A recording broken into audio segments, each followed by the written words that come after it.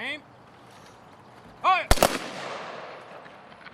Ready? We're here to commemorate my Uncle Earl coming home.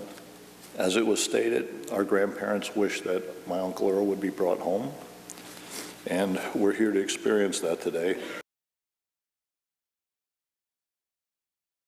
As you may know, Earl was a mechanic who grew up right here in Allentown, Pennsylvania. He was the second oldest of 10 children. Earl passed in July of 1942 at the Combatantwan Prisoner of War Camp number 1. When I was younger, I remember my mom and aunts and uncles all talking about my Uncle Earl, and the conversation was generally always wondering what happened to him. The family always talked about the missing Earl. What happened to Earl?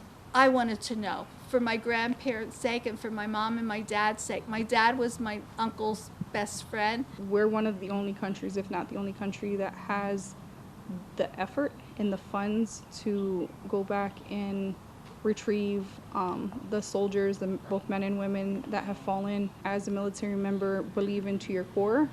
And if you don't necessarily believe it, you're exposed to, and one of those is you'll never leave a fallen comrade. So Earl is a brother in arms for me, and I take that extremely serious.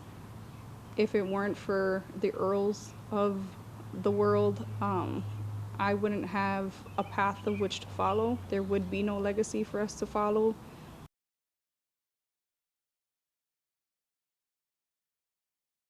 When I had to pick a funeral date, Allie and I helped choose Memorial Day weekend, because this weekend is not to have a doggy roast or to go down to the shore or take a 3-day vacation. Think about the ones that are in cemeteries, the families that gave a son or a daughter and they didn't come back. Spend the whole weekend honoring our servicemen, and we decided that's what we were going to do.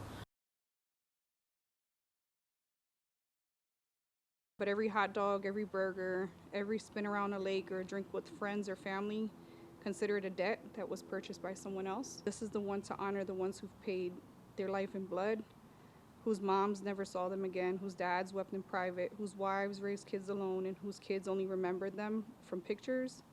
This isn't simply a day off. It's a day to remember that others paid for every free breath that we as Americans get to take.